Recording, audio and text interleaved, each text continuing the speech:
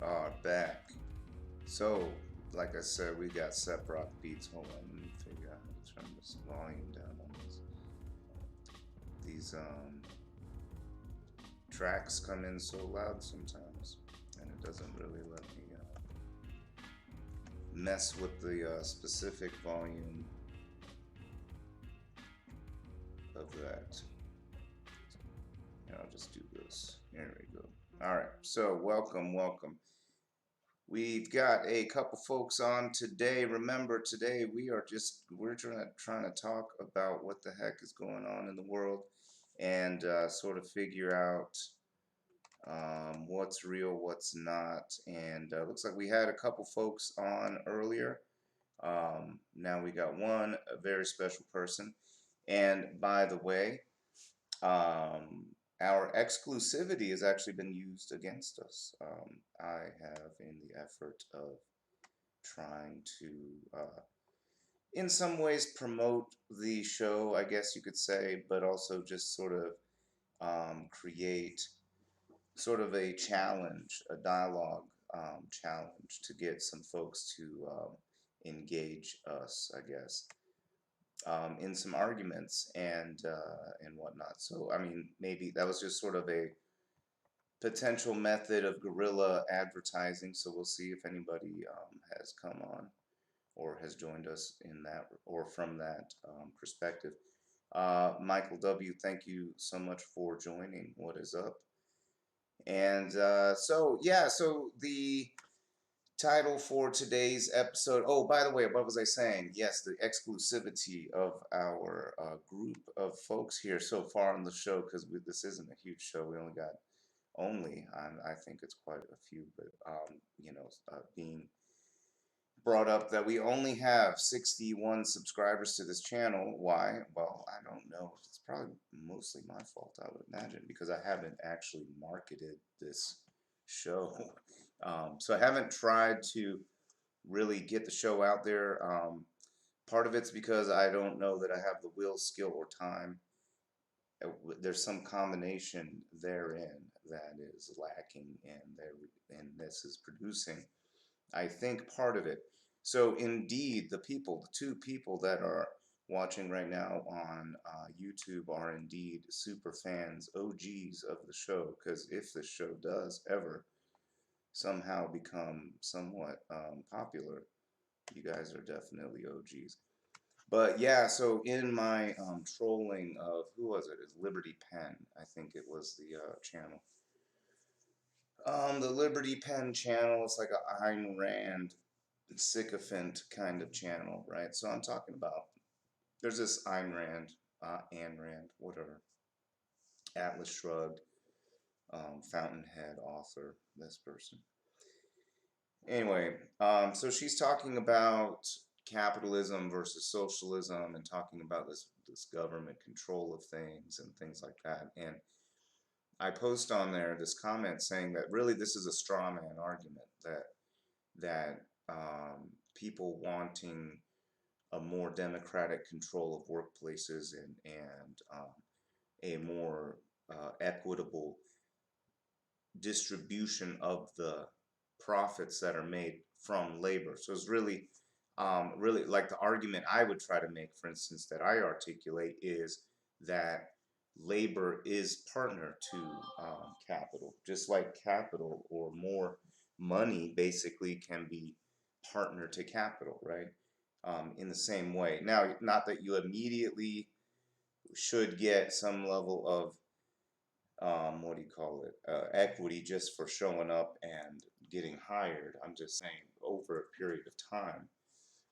But anyway, that's a whole other discussion. So, but that's something that we don't really go into, that kind of discussion, that labor versus capital relationship discussion. We always get sidetracked by the straw man of government control and government ownership, which is not a requisite. Anyway, so that's my point that I make. And then I also make a point of just the system in general, that there really is no choice but to engage in the system. It's not like you can decide, like, you know what, fuck Walmart, fuck working at fast food joint or some place that'll hire me without any skills or money that I have to put up front, with other barriers to entry, etc.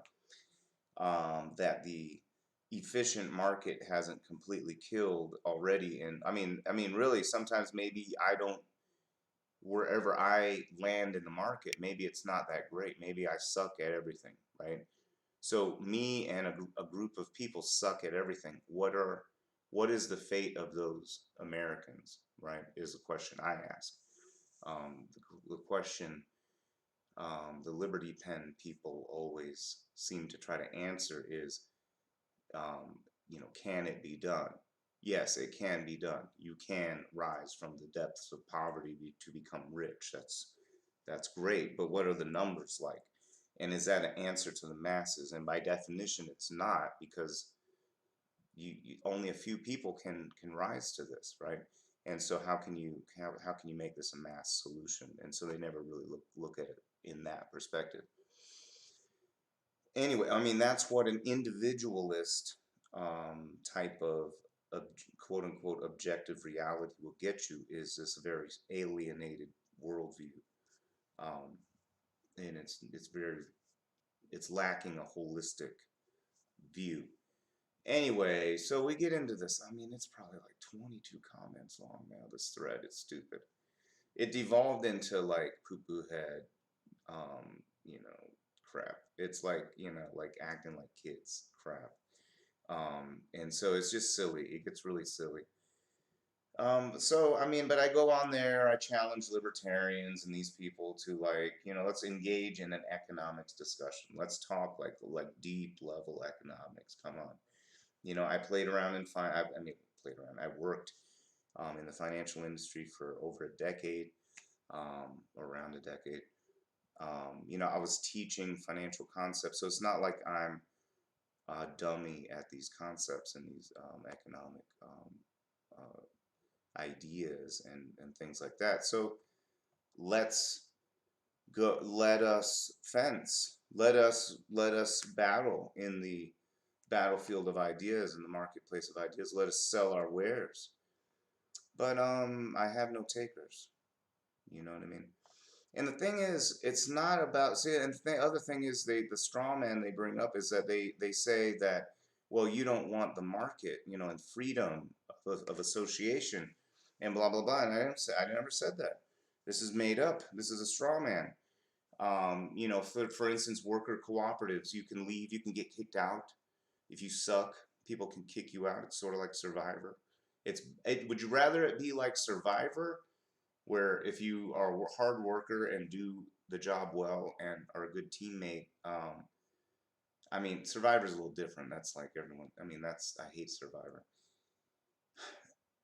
It's like it's like Survivor, but it's like everyone can be a winner, and that's okay.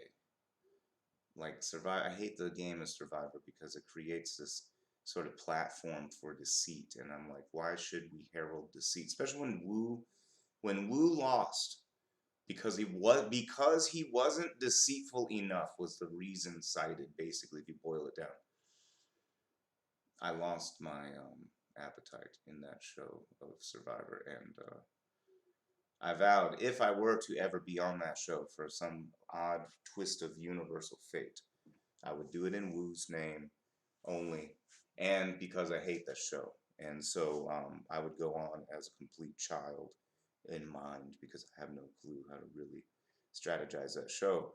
But I would go on there with disgust, just simply so I can hang out at the beach and try to fish for animals and stuff.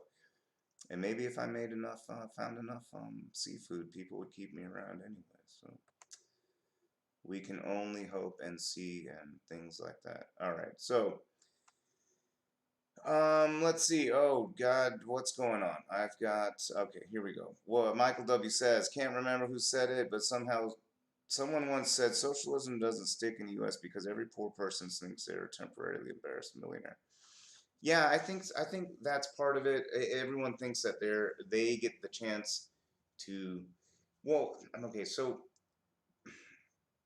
we could be still millionaires through worker co-ops. We could be all millionaires, sort of. I mean, basically, yeah, we could. we could be millionaires, but especially, excuse me, I feel like especially in this in a transitional time, I have some sort of ideas about tax scheduling and legislation that could just sort of, in a boring sort of administrative way, usher in and now is actually perfect time, usher in sort of new paradigm in how we handle things. And really, number one, we have to remember the idea of us as community species, right? We have to have a spiritual and social awakening. I think that's a key component of it. Number two, not everyone's motivated by money. I think we have to also recognize that. So yes, there are this idea of temporary embarrassed millionaires and whatever, but at the same time, not everybody's motivated by money.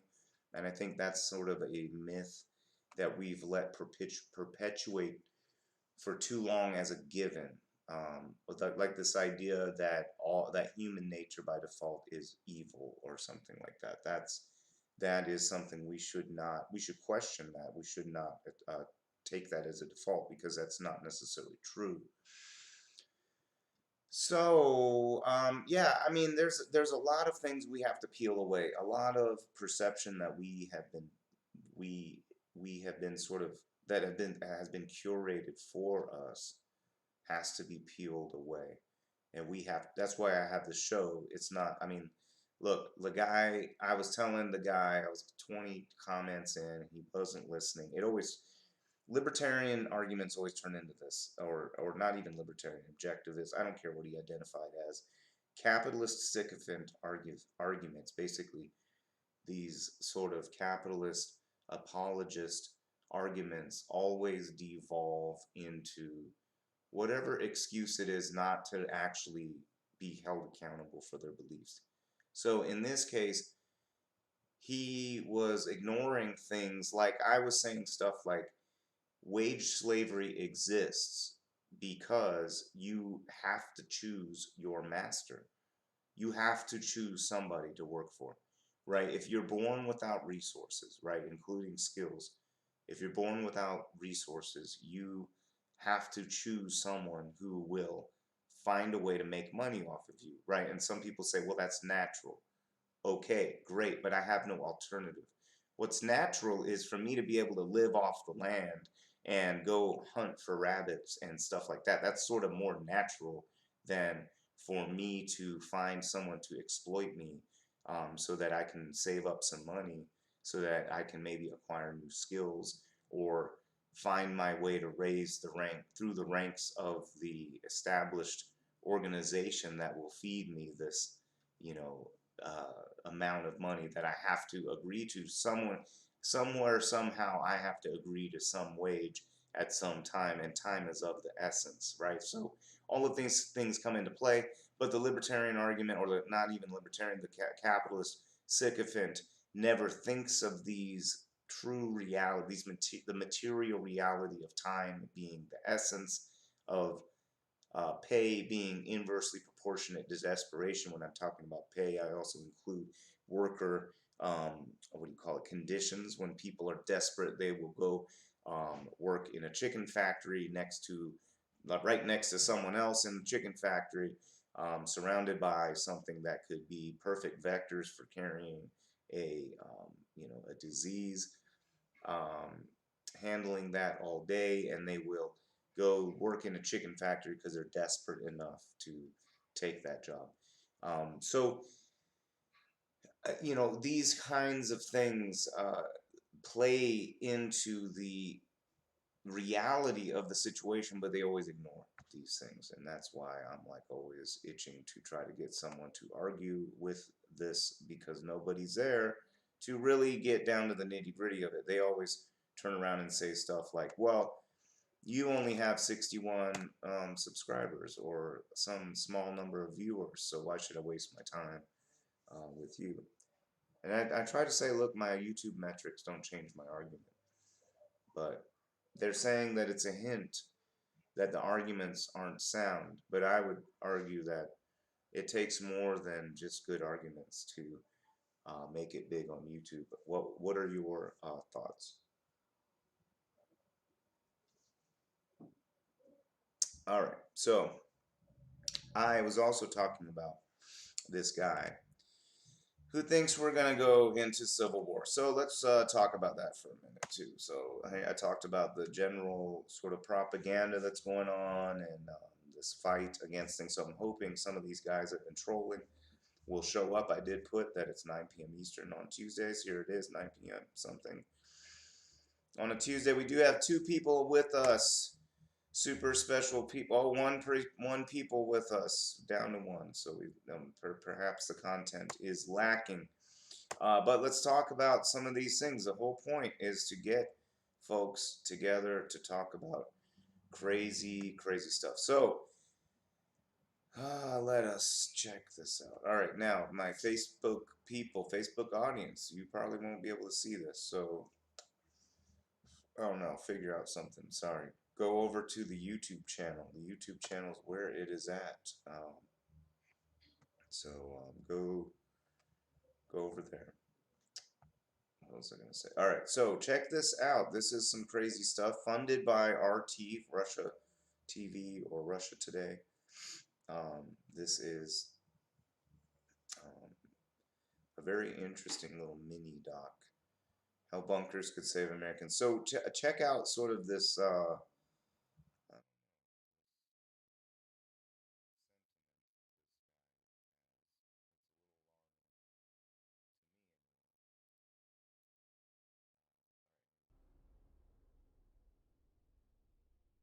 have two factories in the United States. I have one in Los Angeles, and I have this new plant here.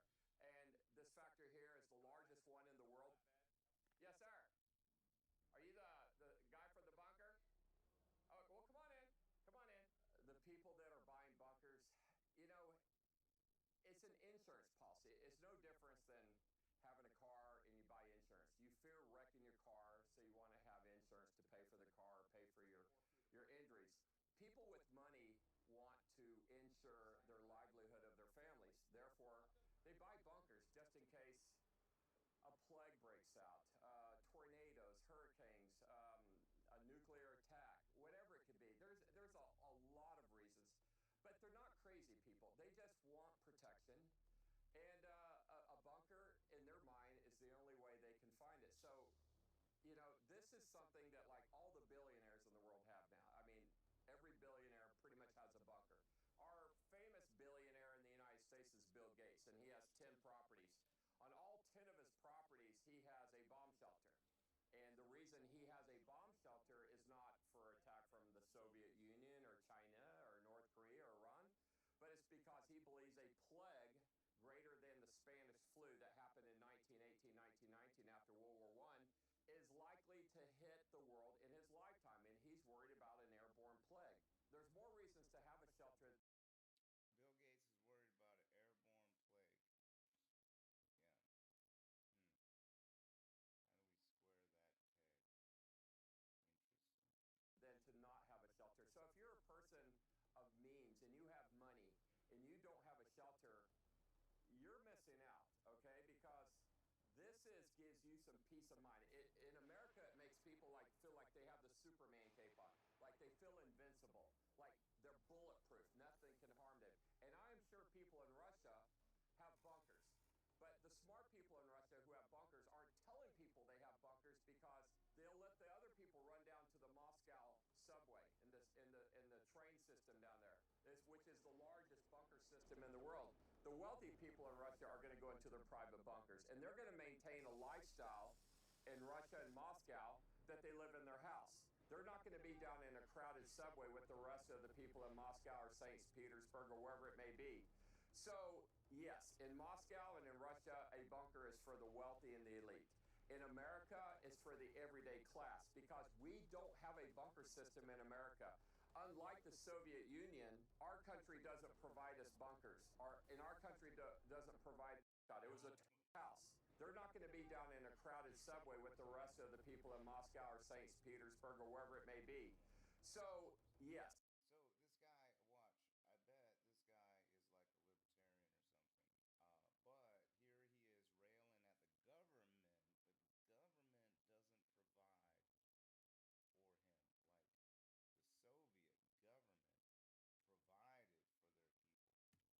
Moscow and in Russia, a bunker is for the wealthy and the elite. In America, it's for the everyday class because we don't have a bunker system in America. Everyday class. Do you think everyday class people, how many people out there watching right now have a bunker?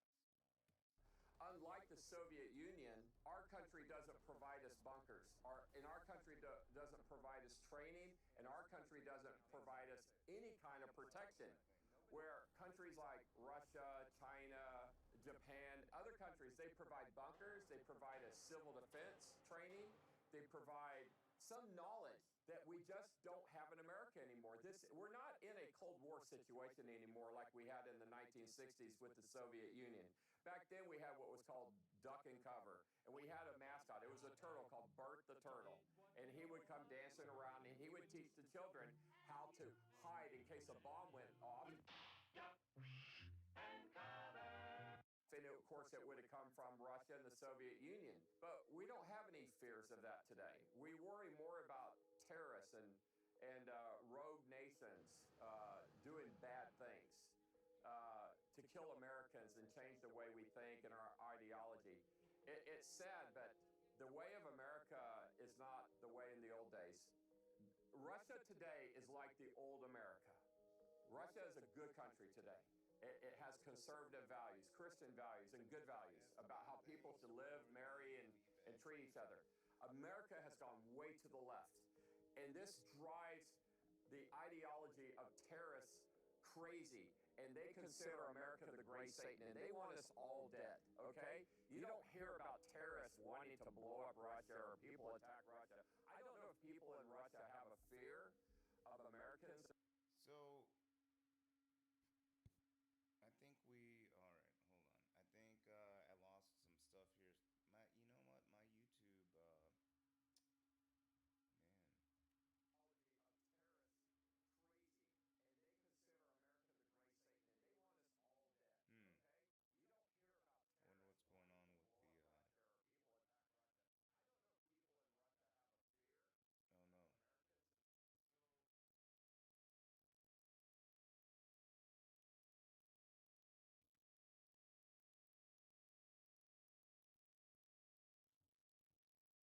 Oh no. Wow. I don't know what's going on with my. What is going on with my internet connection? All right, so having some technical difficulties. Thanks for sticking through all of this. Yeah, I don't know what's going on right now. All right, hold on. Stand by.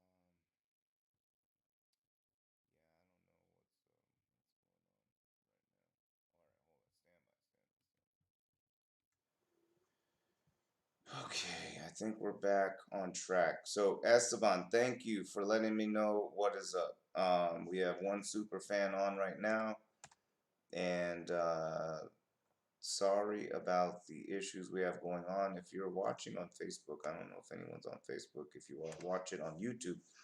YouTube's the way to go right now because I can show you the video that's going on. So this guy, he's talking about left-wing ideologies in America, the leftists, and something about terrorists. They want to destroy America.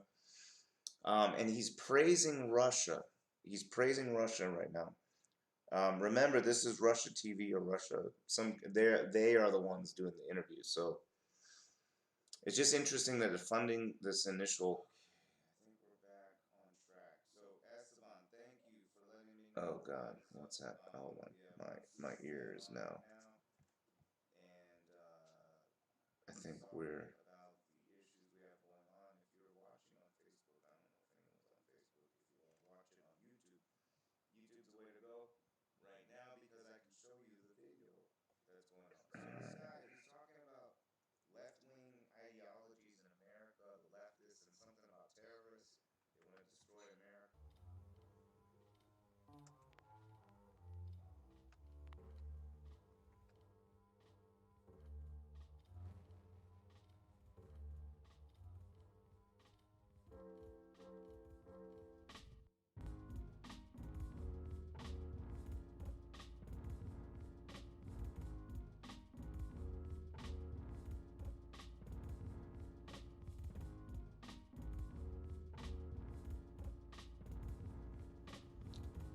Okay, let's try this again. I sort of stopped it and started it. All right, so here we are. Okay, hopefully it works. I don't know what's going on. I have this. I don't even have it on Wi-Fi. It is connected via a Ethernet cord, but it is acting like I have no bandwidth. This is very alarming. Maybe this is because of the pandemic. I don't know. I don't know. I have no clue. So whatever. I don't know what's going on. But hopefully things get better as we go. So let's go back to the video and see what they got to say. This guy. Hold on. How do I do this? Hold on. Here we go. But this guy's making a crazy face. Boom. attacking Russia, but they shouldn't have any. Russia's not even on my radar. I have not had a single person buy a bunker since the day I started making these and even mention the word Russia. Russia is not our enemy. Our enemy is terrorists, North Korea, Iran, even China, which could do some damage. It's not really our enemy. The people of China love America, and we love Chinese, and we love their food as well. So it's sad, but you know, these bunkers that I'm making here, if you can't afford to have one and you live in a country like Russia, you're very fortunate because the government's going to provide for you. But Americans are buying these bunkers because we don't have a government that's taking care of us, and they're afraid of the unknown. If you took a poll of 1,000 Americans in the U.S. right now, 500 would say we are in a civil war already. It's a civil war of words. The left hates the right hates the left. We are a divided nation. We cannot get along. If we were two states, we would be in a war where we would be killing each other. The problem is we're all mixed together. So I can't tell if you're a liberal or a conservative, and the fight is between the liberals and conservatives. America needs to divide. The fight's between the liberals and conservatives. America needs to break up. America needs to form like the Soviet Union, but the American Union. We need to become separate little countries because our ideologies are so different now that people in Texas think different than people in California, and people in California think different than people in New York. But New York and California are very close in thinking. But New York and Texas and California and Texas are opposites in thinking. We don't like them there. They don't like us. We really don't like them. Texas really don't like New Yorkers, and we really don't like Californians. Why? Because they're trying to change the fundamentals that America was based on. The fundamentals of what America was based on. I wonder what the fundamentals of what America was based on. Look, when America was founded, slavery was in existence. Was that fundamental? When America was founded, only white men with land could vote. Was that fundamental? I mean, I don't know. Some of these are questions. Now, I have a feeling that the video is lagging. It looks like it is. I don't know what is going. I'm gonna have to complain to AT&T. All right, so here we go. A little bit more of this guy. Let me see if I can do some picture-in-picture stuff here in a second. But until then, here's ranting and raving guy. So he's talking about a civil war. No, notice this isn't some left-wing guy. This isn't Bernie Sanders, the most left-wing guy in active politics right now. This isn't him calling for a civil war or a breakup of the union. Who is it? This guy. I don't know that he's identified himself yet as far as how he identifies, as far as right or left, conservative. Excuse me. But you can see the hints. I think he will identify in just a moment. Stand by. Everything moral about America is being thrown out. Standard marriage, standard religion. Standard marriage, standard religion. What does that even mean? Okay, I don't know. United States Marine Corps. What is that? Oh, that is weird.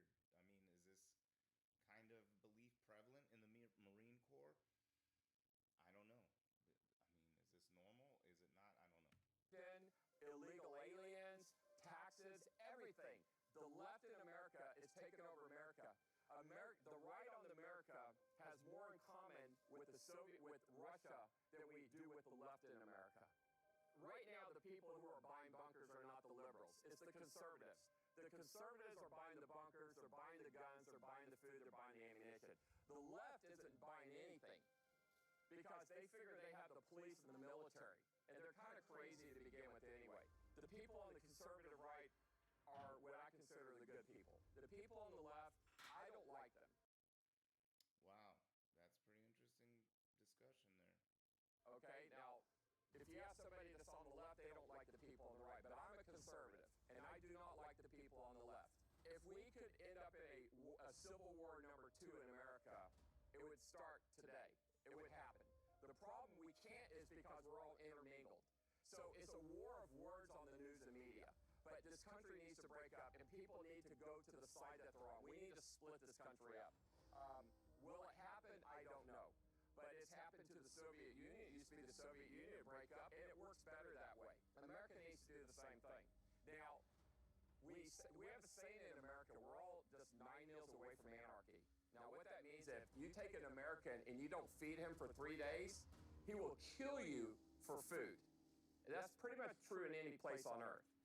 So, civil unrest, like we had an earthquake in California the other day and I was in it. If it would have been a big earthquake right there in Los Angeles and all the freeways would have collapsed, we would have had civil unrest because there's so many bad people in Los Angeles, so many thugs and criminals, that they would have started looting and breaking in stores, and that would have been civil unrest. If the same thing happened in Texas, you wouldn't have it because the type of people in Texas aren't like that. Now, I'm not saying there aren't some people in Texas that wouldn't do it, but it's typically the minorities, okay, and it's the lower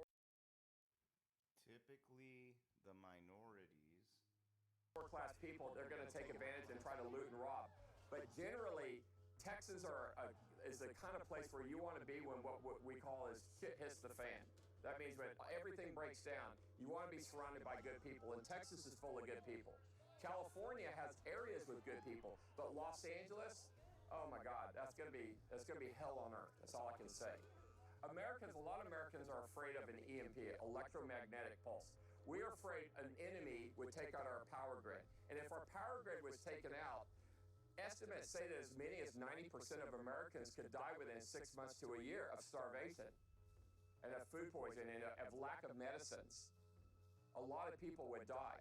So we are very sensitive about our electrical system because in America we are so dependent on our iPhones and computers and everything. Now, if you go to a country like somewhere in Africa, you set off an EMP, they probably wouldn't even know what's happening because maybe 15% of the people are on the grid, where in America, 100% of us are on the grid. Hardly anybody lives off grid in America. There is a small segment of people now in America that live off grid. They're called preppers or survivalists, and they have designed homes to live off grid with their own solar systems and their own water wells. But it's not even 1% of America. So there would be very few survivalists that could handle the grid going down in America. I'm one of those people that can survive. Anybody who has one of my bunkers would survive a breakdown in America. They could maintain a lifestyle no matter what happens. And that's the peace that they have by having a bunker. Because they know if something happens, the shelter with this off-grid systems is going to let them maintain a lifestyle that they're comfortable with, where everyone else is going to be facing panic, civil unrest, starvation, gas shortages, food shortages, no medicine, and they're going to go crazy and they're going to kill each other. Texas is the only state in the United States that is on its own separate power system. Texas has its own grid. Texas could be its own country. And a lot of Texans would just assume Texas be its own country. States are wanting to leave the United States. Texas should be one, California should be one, but that's how divided we are. America, as people know it today, probably will not last another 20 years. It will be separate little countries. And I'm for that personally. Now, some people may watch this and say you're a traitor to your nation. I would rather see my country break up than end out in all-out civil unrest and civil war and everybody killing each other based on the color of their skin, their religion, or what other things. But that's how it would be. If a civil war broke out today, it would be white people probably killing black people, Mexicans killing black people, white people killing whatever. It would be based on race because it's the only way you can tell one person from the other.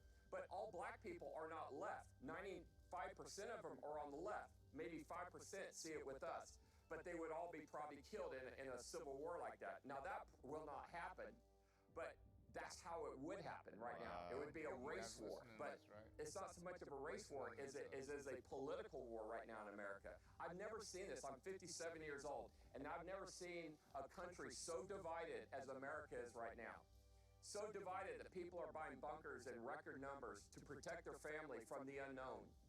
Because they don't know where their country's going. They don't know where this country, America, is going to end up in 10 years. I hope we always have peace with Russia, because I respect Russia, and most Americans do. We think it's a beautiful country. We have no problem with the people. And I hope Russia's like Americans, too. No, I never met a American that just like hates a Russian for being a Russian. You know, it just doesn't happen. Russia's not our enemy, okay? Our enemy is the unknown. And that's why people get bunkers, because they don't know who the enemy is and where the enemy is going to come from. The conservative right in Russia have more in common than the conservative right in America and the liberal left. We think they're aliens. We think aliens have invaded their minds and their bodies and taken their minds and gone crazy. Okay? It is absolutely mind-boggling to try to figure out what has happened to the left in America. We don't get it. They've gone crazy. Their ideologies and what they want to do is going to destroy this country. And the right is losing. We are losing the battle. The reason why we are losing the battle is because there's more of them than there are of us. And the conservatives are the old. All right, I'm going to pause the video. I think it's going to catch up on the stream. I don't know what's going on. Okay, tell me. All right, I think it's just now caught up. I don't know if if the audio's been matching the video this whole time, but it's very poignant that I'm going to rewind it back a little bit so you guys can see the audio matched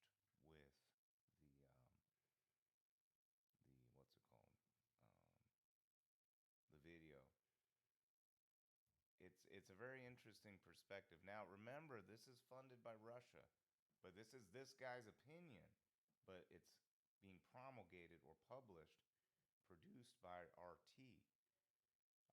Let's watch this again. Personally. Now, some people may watch this and say you're a traitor to your nation. I would rather see my country break up than end out in all out. All right, hold on. Traitor to the nation. God, I think it's behind. There's something going on with the stream feed, and I don't know exactly what it is, but it's very behind.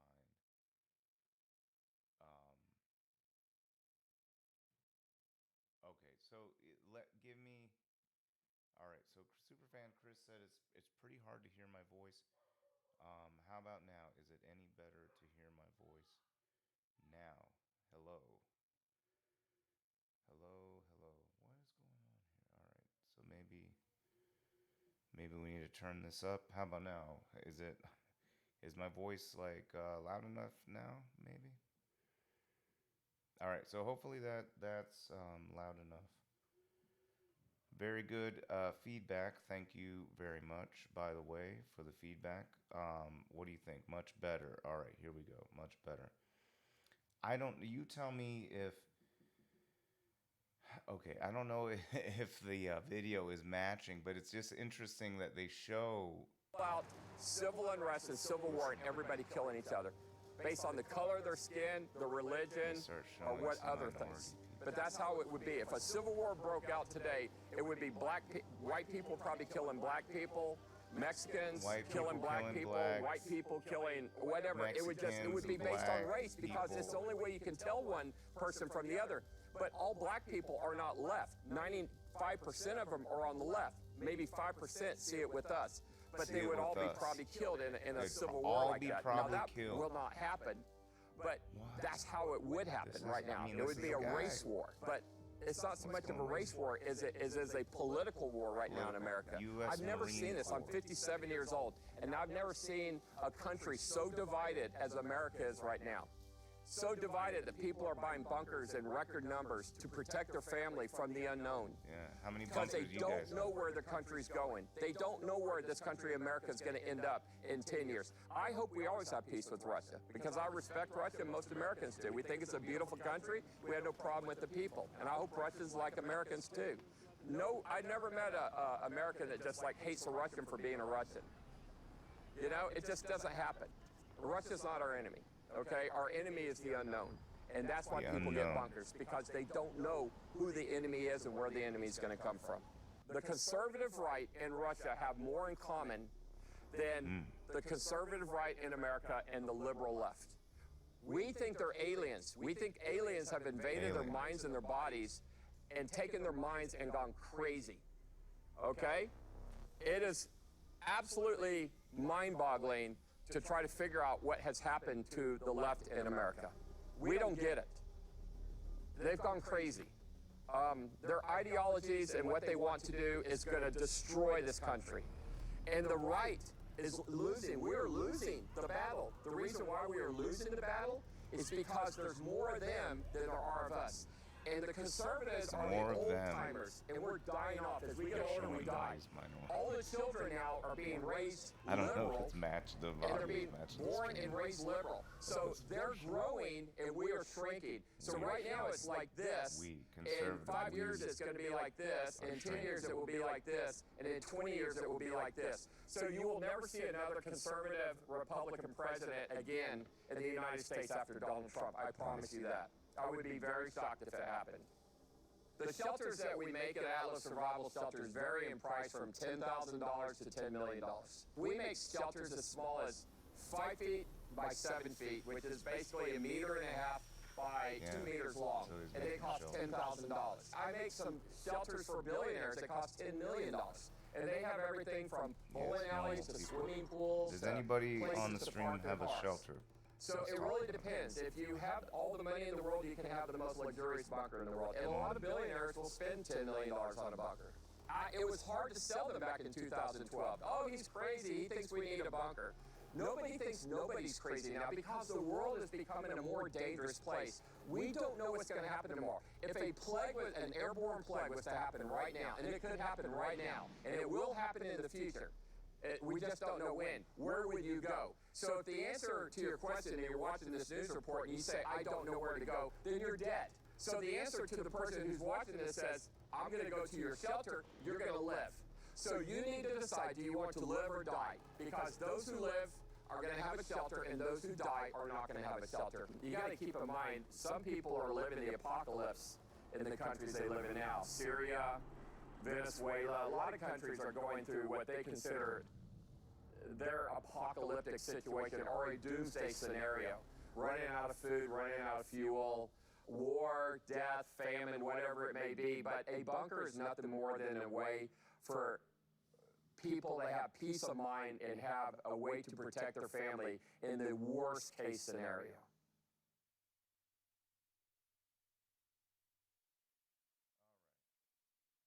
All right, so I don't know exactly what you guys see on the stream. It looks like the video's catching up. Maybe something like that. So what are your thoughts? Let me Tomsk, Western Siberia. Oh, stop. All right. What? Hold on. Let me switch. What are your thoughts? Let's talk. Esteban says this guy speaks like Trump. He has a statement of what he has seen and then repeats it as if it's absolute truth and builds on that observation. He doesn't have a shelter. Esteban doesn't have a shelter, but he's sheltering in place. Yes. So okay.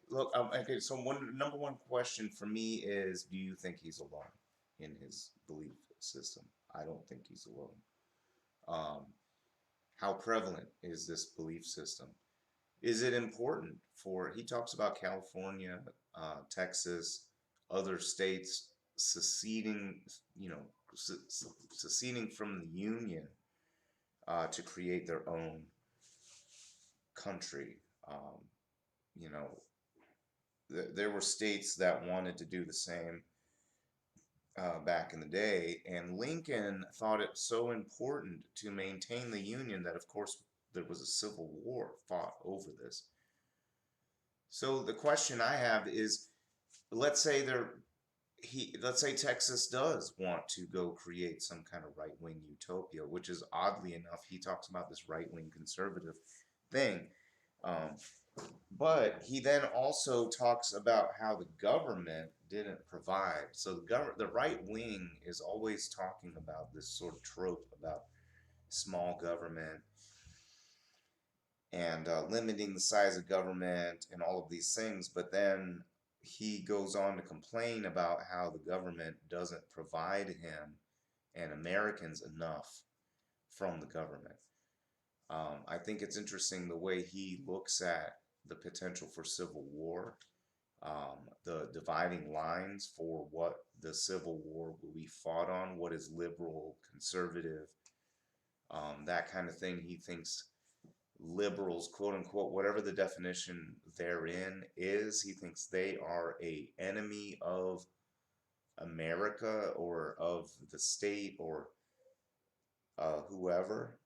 How prevalent is his belief? Um, how many of you guys know somebody like this guy?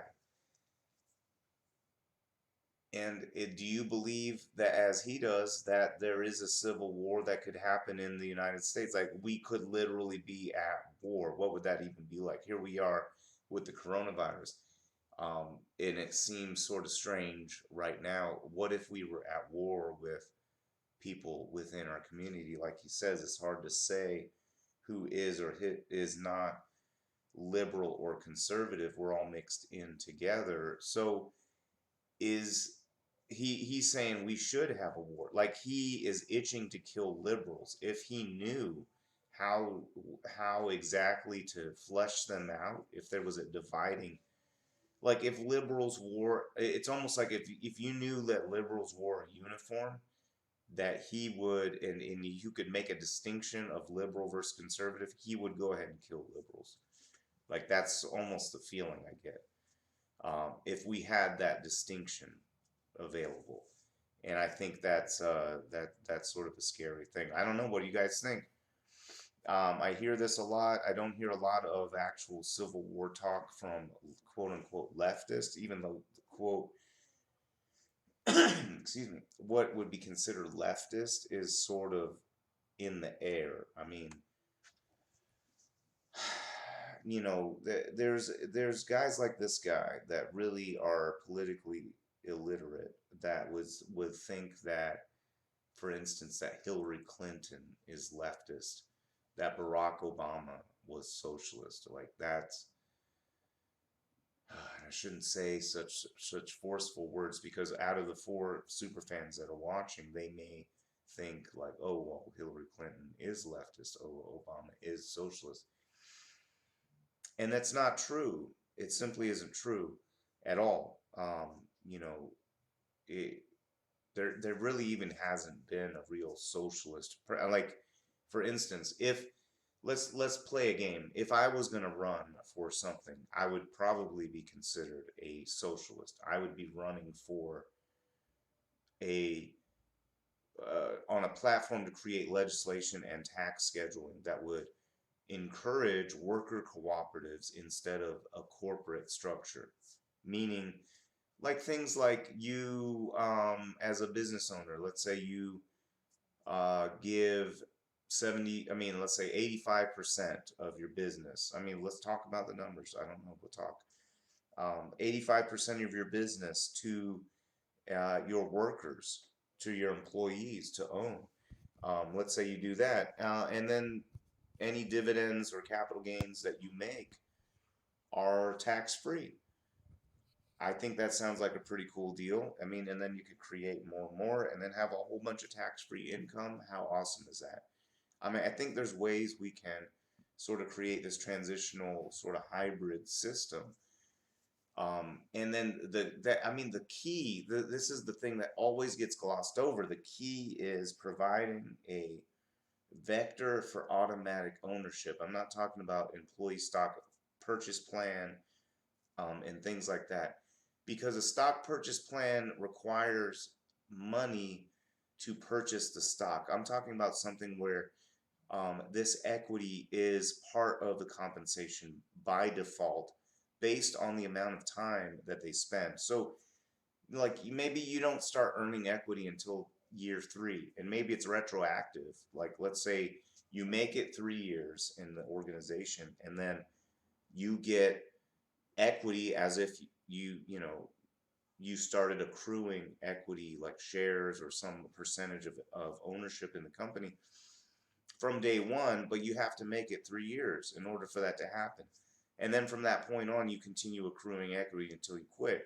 Let's say 20 years from now, you quit, or 20 years from now, your job is automated by technology.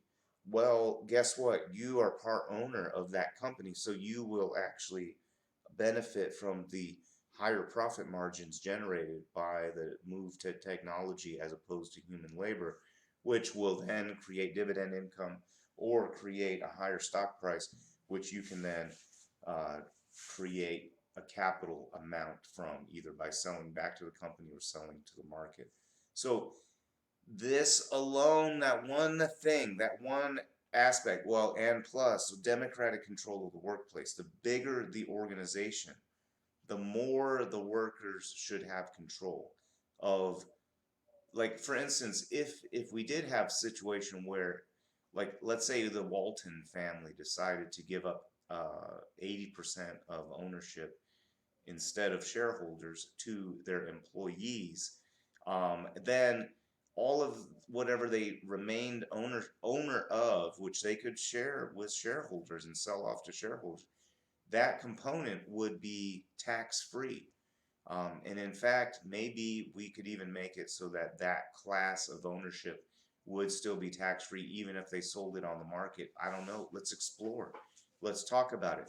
But there's a way to change the paradigm towards sort of this hybrid model where investors could still invest, but the profits generated by the workers, instead of going straight to the board, straight to the CEO, straight to the executive, straight to the middle management, all these people, it becomes a sort of a worker based, and the idea that, well, a worker based democracy of how do we allocate this money.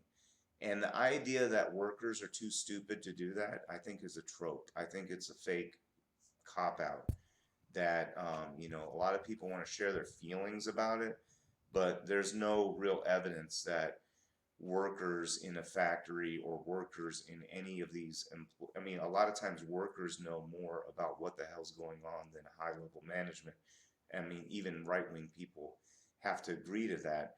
And yet, they shut that part of their brain off and say, no, the people that are higher up are there for whatever whatever meritorious reason that they're there, and we should listen to them because they are up there. So shut up and listen, because they make more money than you, they have a better title than you, blah blah blah.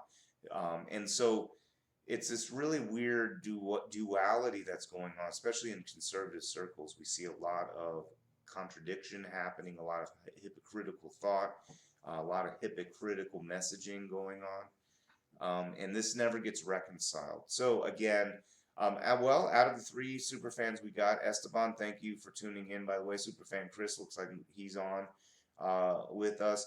I don't know who's still on with us outside of the other super. Oh, Kyra's Kitchen. Thank you for joining. Maybe you're still on. Talk to us a little bit about what brought you on to the channel and what you're interested in discussing, because it maybe you're one of the people that sort of came to the show in response to some of the guerrilla marketing I was doing. Excuse me, arguing I was doing guerrilla marketing, to get people to tune into the channel and maybe engage in some conversation about what's going on. But what are your thoughts about this notion that we might be headed towards a civil war. What are the realities of that? What would I mean? I think that there may be a situation where instead of so much of a civil war, which we may have, you could call it a civil war, I think we may be on the verge of socialist revolution. I think as we see system collapse, we will see a burgeoning socialist movement, and people that don't really understand what the demands are at first are going to put up a big resistance. I think if the socialist movement sticks to market socialism, meaning that we are looking at a system whereby we maintain as much market freedom as possible in things that we can use for instance, we're seeing right now a breakdown in the functionality of market-based healthcare. There simply isn't a market in just saving lives. It's just not. I mean, there's maybe these lives don't have money to extract. So if that doesn't happen, then there's no motive to save them. So it doesn't work in a society per se, and it deviates from nature. So there are some things that we have to reconcile. I think that we haven't so far reconciled, and I think that we have to talk about those kinds of things. But we haven't had that discussion yet, and I think that's something important that we should talk about. All right, so anyway, if we looked at simply changing this paradigm, we could look at a completely different future, because if we keep taking it, like a lot of times I don't want to go too far down the road of what would be the ramifications of the implementation of this paradigm. But what we will see is the reality that people are motivated intrinsically for things, and that we can create a system whereby people who are motivated intrinsically to do things can be awarded for their intrinsic motivation. So this sounds like, okay, so how does that sound like weird mumbo jumbo talk? Okay, let me put it into a real life example. So there was an example that I cited back a few shows ago about a veteran who's now retired, who makes canes out of old Christmas trees for veterans who have need for canes, and he makes them for free, and he just sits there and you donate the Christmas tree, or he finds them on the side of the road or something like that, and he simply makes these because he has the means and the will, skill, and time. He has the means to survive because he's a veteran, and he has his pension and other benefits, and of course he gets TRICARE for his health care. So he has all these needs met, and so what does he do with his time now that his living needs are met? Well, he makes free canes from old, from something that's refuse and garbage, basically Christmas trees. He takes these Christmas trees, he turns them into canes for these veterans. Of his own volition, he doesn't charge for them. In fact, it costs some money. He takes donations, blah, blah, blah. People will do shit on their own because they want. Do you think that people are teachers because of the money? Do you think it's fun to be like? I mean, think about being a teacher. Is that like worth the money they're getting? You see what I mean? People are intrinsically motivated. Even cops. Some cops. I mean, cops don't really make a lot of money, especially starting out. Is it even worth it? The military. You know you're not going to make any money, especially up front. And then when you do make a little bit of money, you're going to blow it on a charger anyway. That's just the military way. When you're young and dumb and in the military, right? So even then, it's not even that much money, and you're doing these things that are like risking your life and doing for lofty goals that are intrinsically motivated. So we have a system where, on one hand, people exhibit traits that are in reality we see happen all the time, but then we tell ourselves and we listen to these pundits and we listen to other people that we, I suppose, trust. I don't know.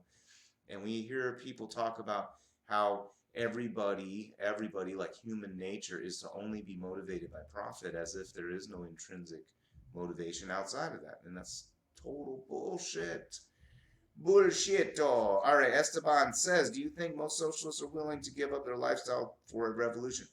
Well, they may have to. That's why I'm saying, like, right now we may see a burgeoning socialist revolution because no, they're not willing to give up the comforts that they have. We have not got to the point of full crisis because only crisis precipitates change a lot of times. All right, so Esteban says, and is that willingness to give up their lifestyle different during different levels of unemployment? Right. Well, so one of the questions about lifestyle would be like right now, for instance, um, when we have worker strikes happening at Amazon or the chicken factory or different places, the question becomes, first of all, who's even a socialist, an actual socialist? The socialists are the people who are going to do stuff like they're not going to become scabs and go and get hired by Amazon because Amazon workers are striking. You see what I mean? They're going to show solidarity with the workers in the country. Now, as far as I don't know what you're getting at, as far as would socialists have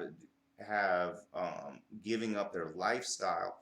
There is. I mean, I don't even know that many socialists, so I don't know what the socialists what lifestyle they'd give up. In fact, if we were moving towards a paradigm that I'm talking about, where we're looking at more worker cooperatives, right? Then in that case, we're looking at actually a larger percentage of the profit going to workers. So workers would actually have a much better lifestyle, and they would actually earn their time back. Let's say you worked somewhere for over a decade.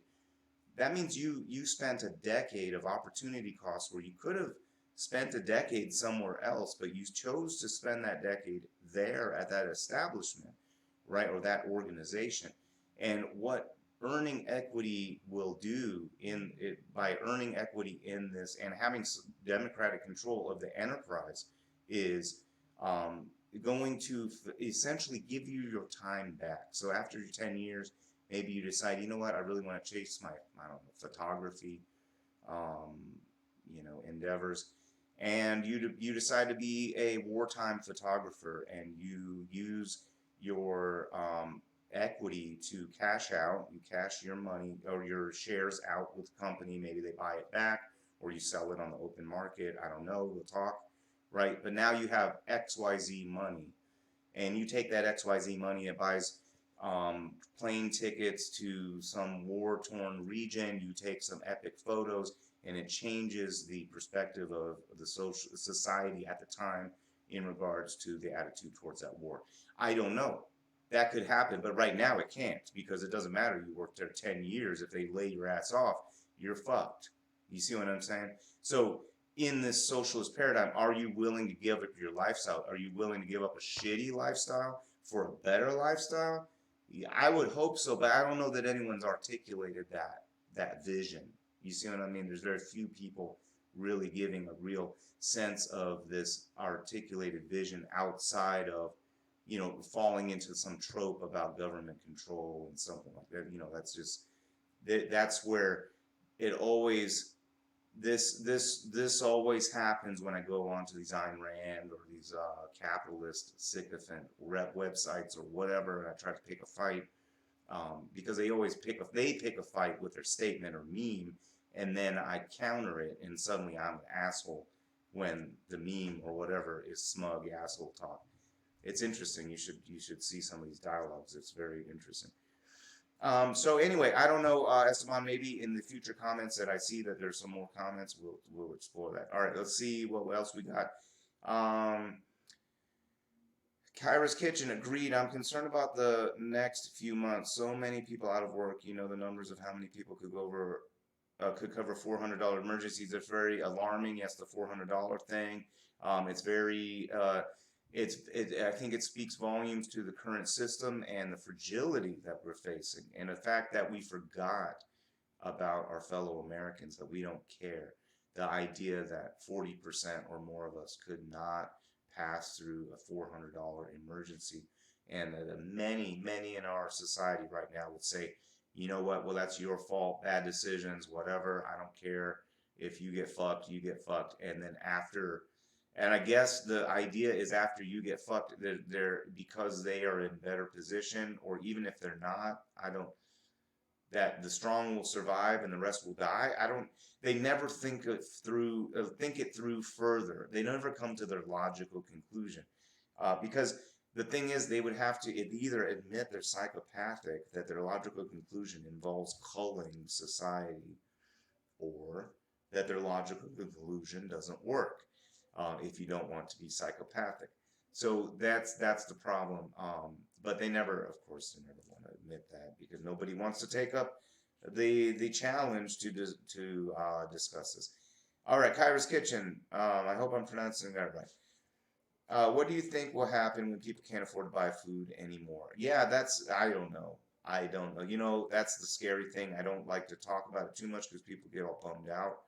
But there will be a certain point where people realize I don't have food, and even the bunker guy talked about this idea that, what did he say? We're 3 meals away from anarchy or something like that. 9 days away from total anarchy.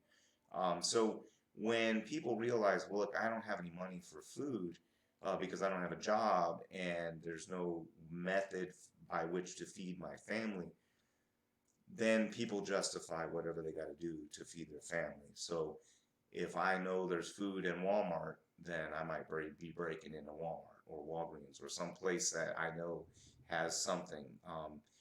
We will become very close to looting, right? We'll start seeing looting, rioting, these kinds of things, and then what will that bring? Probably martial law. I don't know. There'll be a lot of rhetoric about the looters, about this kind of, even there won't be a discussion about the system that brought the precarity there in the first place. There will be a discussion about the looters themselves and a criminalization of this desperation that's going to happen. That's just what's going to happen. We're on the verge of right-wing fascism in the country, and it's not hyperbole to say that. When people say, "Oh, you're being hyperbolic, you're exaggerating about right-wing fascism," blah blah blah. I'm not. It's like when you tell me, if I told you that an acorn is going to grow into a gigantic oak tree, some people might say, yeah, fuck off with that, because a little acorn, there's no way it's going to turn into this gigantic oak tree over time. And we've already seen the acorns being planted, so we know that the acorn will become the oak tree. It's not a question of what it will become. It's a matter of, will it grow to the full oak? How big will the oak grow? And can we stop its growth in its path? And not sometimes people don't notice the oak tree in their backyard because it's mixed in with the azaleas and all this other stuff. And the next thing you know, the oak tree's pretty thick, and you can't just chop it with your trimmer anymore. And you can't just you need specialty tools. You have to go and even if you clip the top, you have to actually kill it at the root and pull it up, and now it leaves a scar. And this kind of stuff, we see that what happened with that type of stuff in Germany. The right-wing authoritarian government. We see right-wing authoritarian governments popping up right now across the world. So this happens during a failure of capitalism. We start seeing right-wing governments start to appear during these mass failures. And so this is the future that we have to look at. And I'm not talking about right wing, left wing, like the way Sean Hannity talks about it, like he's an imbecile. I'm talking about it in the perspective of grand macro history, sociology, of culture. Right? There's a lot that goes into left versus right and what that means in the context of contemporary events, right? So it's a different way of talking about things. We've been sort of trained to speak about things in a very guided path. We're like horses with the little blinders on, so we can move in certain directions. As you start taking your blinders off, it gets real confusing. But at the same time, I believe that you also, as confusing as it can also become revealing, right? And then you also get a freedom from knowing. but also you get to feel a little crazy because in the meantime you see what's going around you, but you also feel that somebody is pulling the reins in on you, and your face is only allowed to go one way or another, and you can only move in a certain direction. So it's a crazy time, crazy time. But what do you guys think about that situation? Do you agree with this guy? Do you think that there is a civil war that we're on the verge of? What do you think the dividing line is, liberal versus conservative? How would you even define liberal versus conservative? I think if we do define, like, let's say for instance, the paradigm that I'm discussing about workers having a pathway to equity over time, democratic control. Like for instance, the Walton family. There's probably like 30 plus thousand employees. I don't know how many employees, 70,000 maybe. I don't know, in the tens of thousands employees for Walmart. The Walton family could run that company into the ground, and what recourse do the employees have over the Walton family?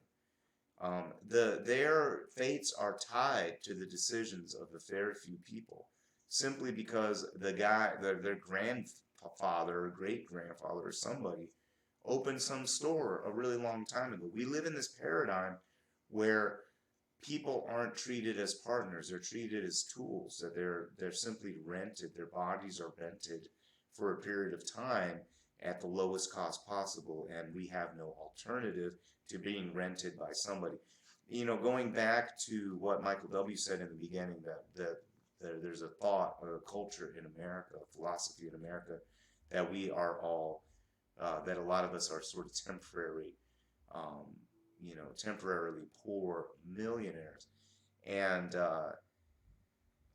I think there's a different reality of that. Really, the reality is that the American dream can be summed up by hoping and dreaming to exploit. Excuse me. The dream is to escape exploitation by becoming the exploiter. Right? I leave my job of being exploited by some capitalist by what?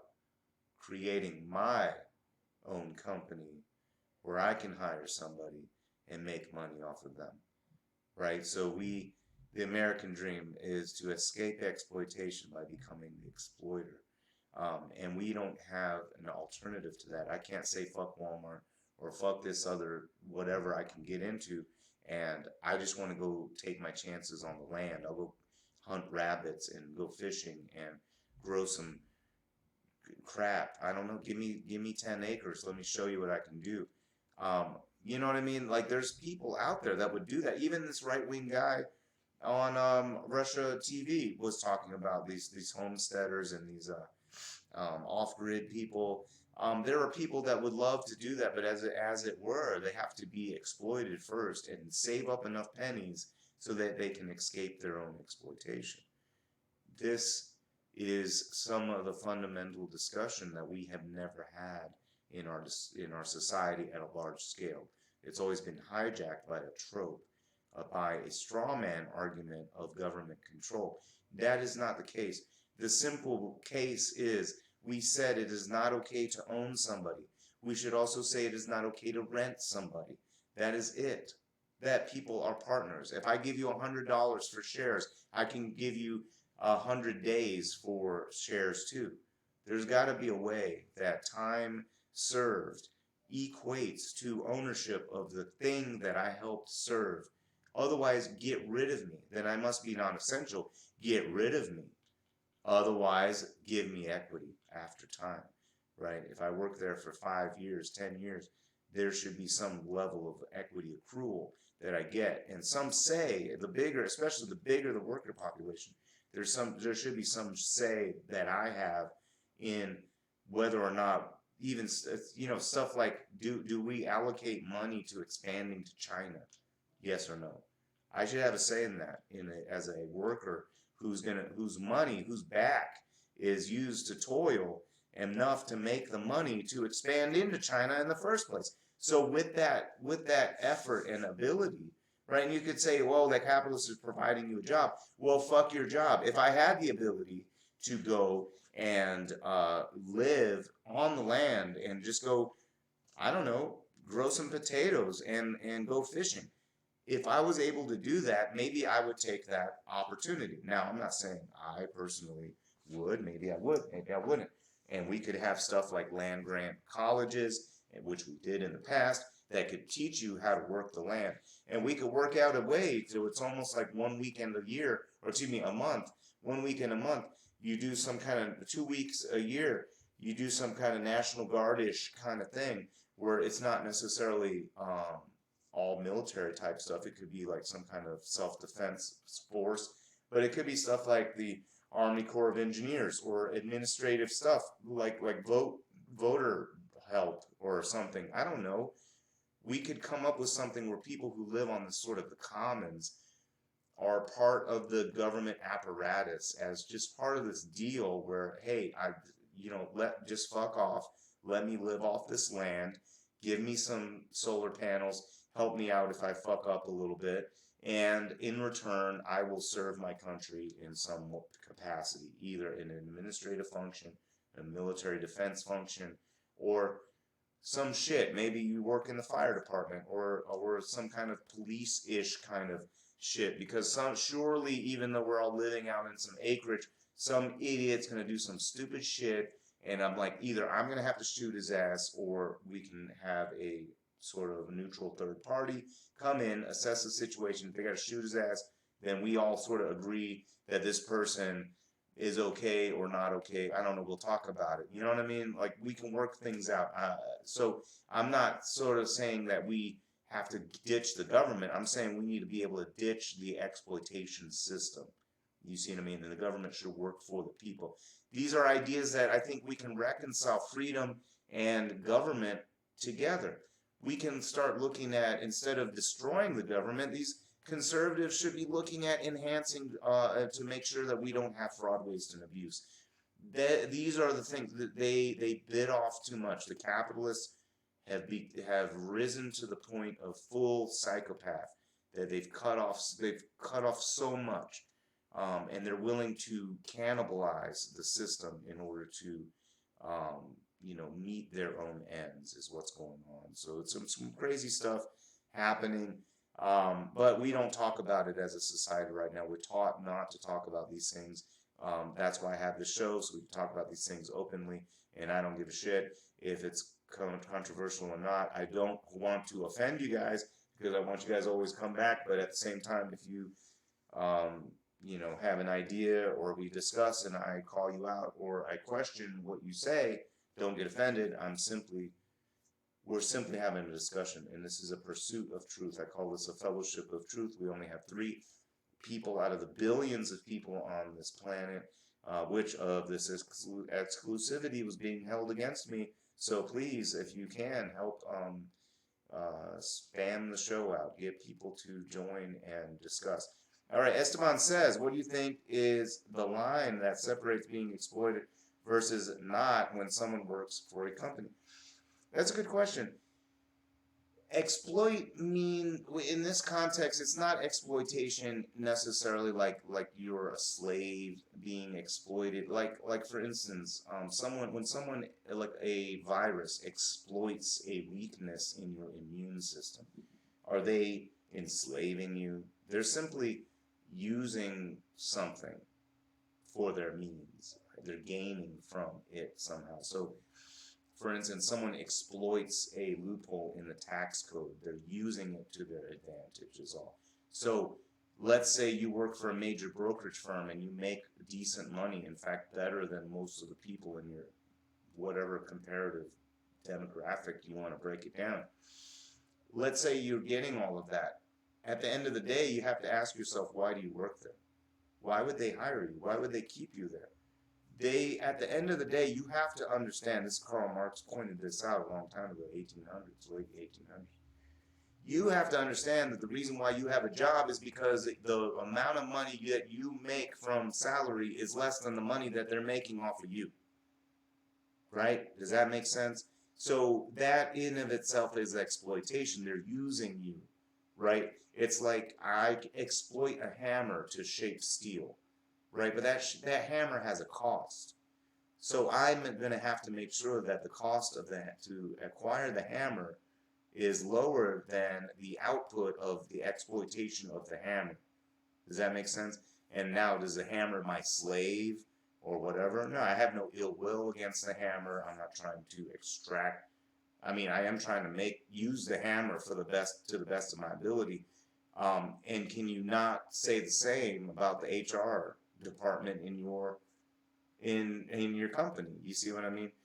It's not about a line about exploitation versus working for a company. If you're working for a company and they're making profit off of you, and you have no say in how that profit is allocated other than your own salary and whether you work there or not, then you're being exploited.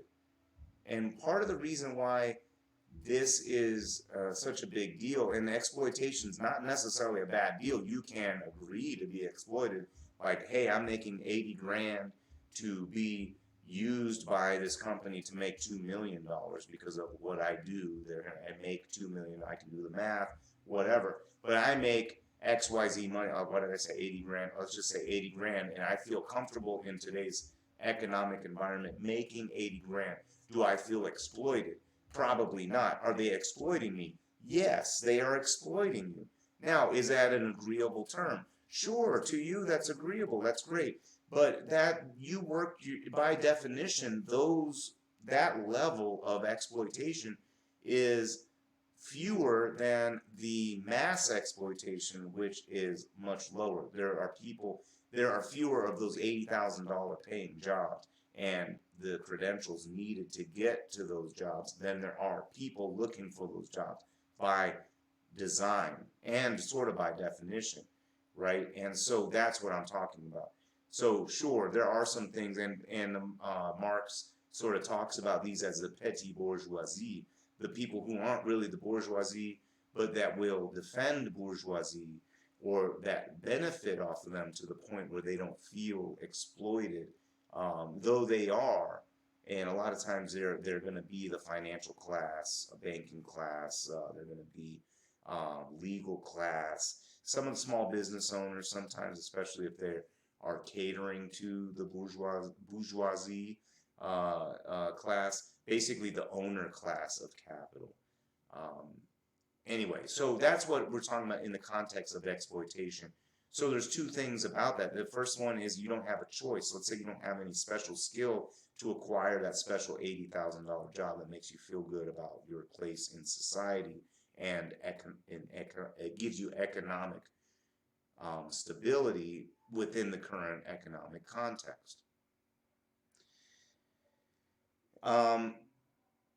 The question is, you have that level, but then what happens to the rest of the brothers and sisters that we have in our country, right? And it becomes a race to the bottom. And so through the system of exploitation, because you have no other choice but to be exploited or beg for someone to find a way to exploit you,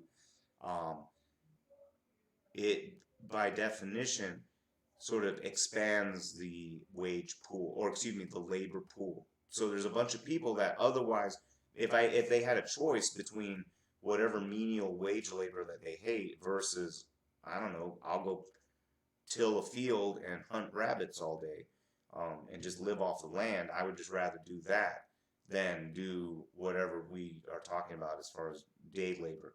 Now, I'm not saying, so sometimes some of these guys that are, capitalist defenders and stuff like that, and remember, I'm not talking about the market.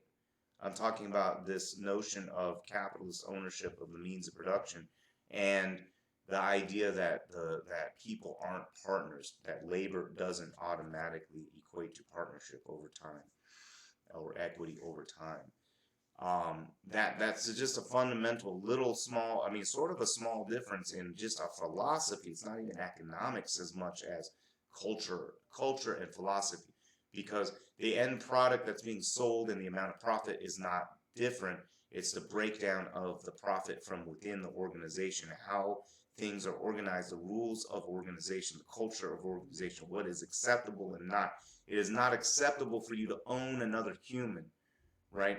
But it is acceptable for you to rent another human. There is no alternative to being rented by somebody, is what I'm saying. What's the alternative to being rented? You can only start your own job, but start your own business, but with what resource becomes a question. And then also considering efficient markets theory, in that if you can do it, everyone else can do it. So if everyone else can do it, how much money can you make off of it if everyone else can do it? What are margins like if everyone else can do it? The market is efficient. The proponents of market economics should understand that, right? This is a common negligence on their part. They obscure this notion that the labor market itself is not a free market, is a captive market, and with an artificial amount of supply, the wages that are agreed upon, even the $80,000 wage, becomes it becomes referenced in the wrong context, because you have a captive labor pool, thereby creating artificial supply, thereby creating artificial low wage, because as supply goes up, we know wages would go down, or demand, or excuse me, supply goes up and prices would go down as a result, right? Anyway, so let's see what else we have.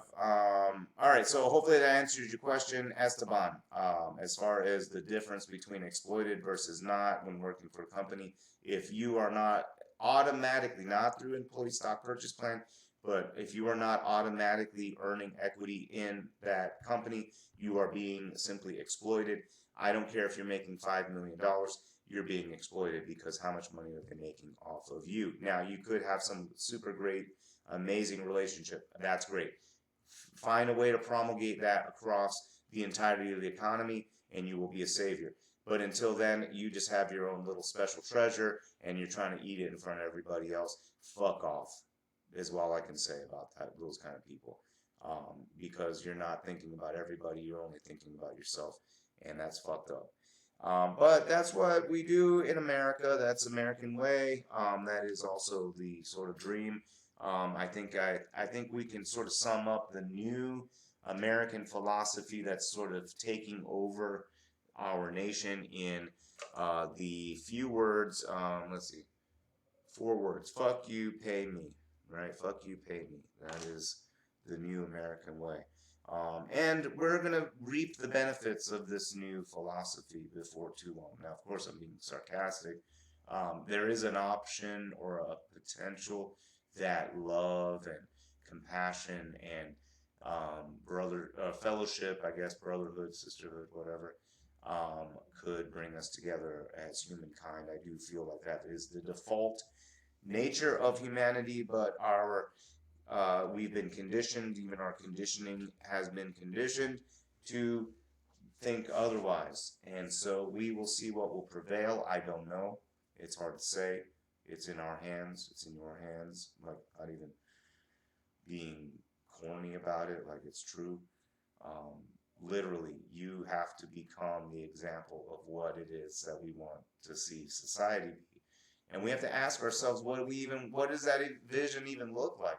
People like this dude with the Marine Corps shirt and wants civil war. His vision of what society should be like is different, I think, than some other folks. Or maybe it's the same, but he's also created a caricature of what he doesn't want as well. So I think it's less about what he is or what principle he stands for, and more about what he doesn't stand for, or at least what he claims not to stand for.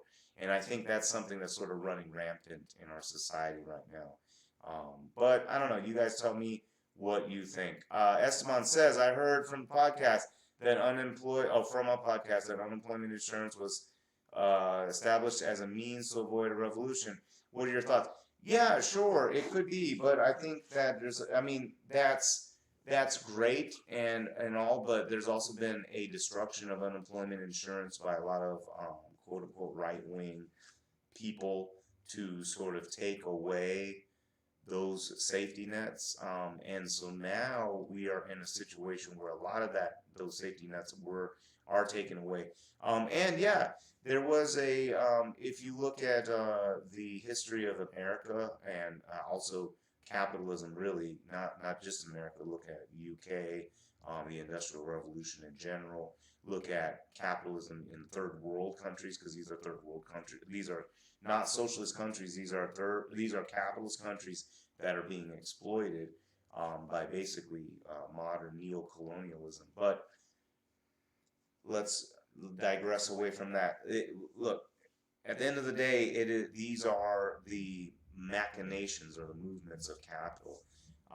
Sure, unemployment insurance being established to prevent revolution makes sense, because how long will people last before they start doing crazy stuff?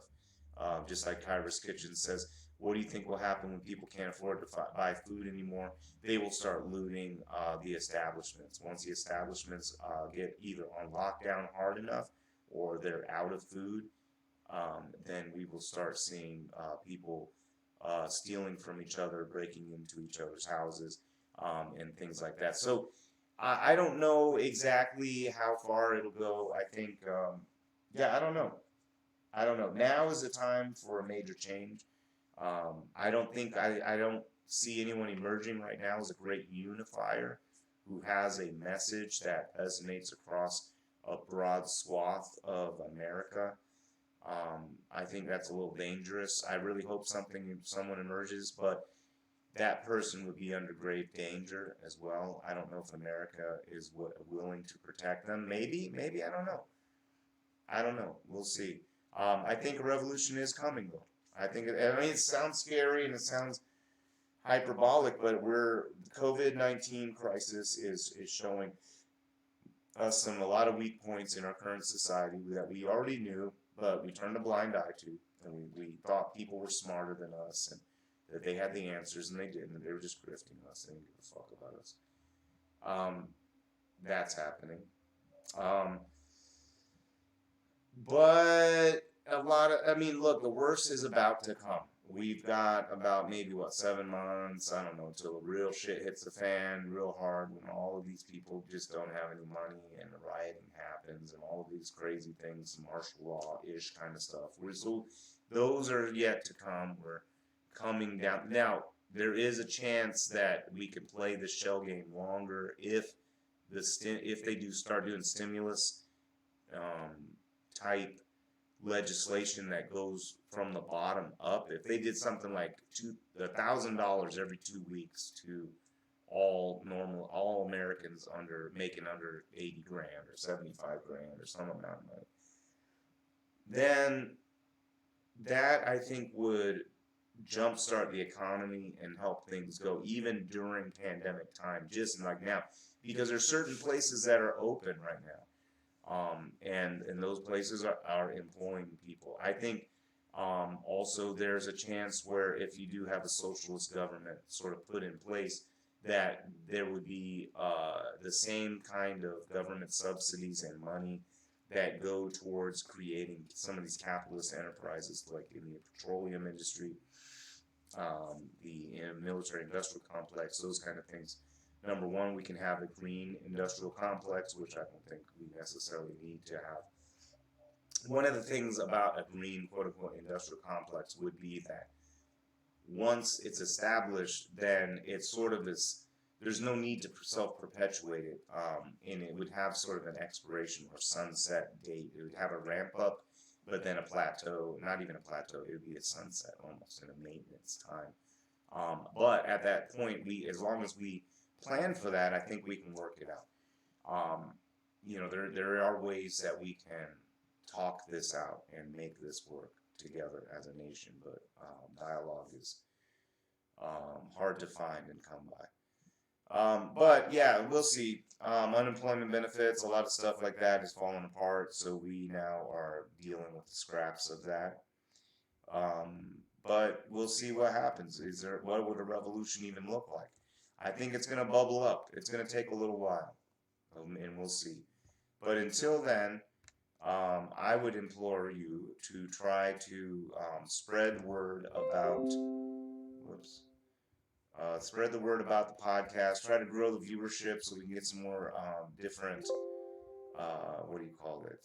opinions and different things, all so we could just start sort of hashing through this stuff, because we really do need to come together as a nation somehow and unify. So I don't know how to convey that, but let's spread the word. Try to get folks to watch, and be part of the conversation. Great conversation, Esteban. Great conversation, Kyra, and hopefully I think Superfan Chris was on for a little while. Maybe he had to drop off. But thank you again for tuning in. We got a little bit of Step Rock beats back in the place. Oh man, it's sort of loud. I gotta figure out how to manage that sound. Yeah, I don't know how to manage it. Anyway, someday I'm gonna have real production and real producers and stuff like that, and it'll be grand. But until then, thank you again for tuning in, and it's been grand. Tune in next time, next Tuesday, 9 p.m., and I will talk to you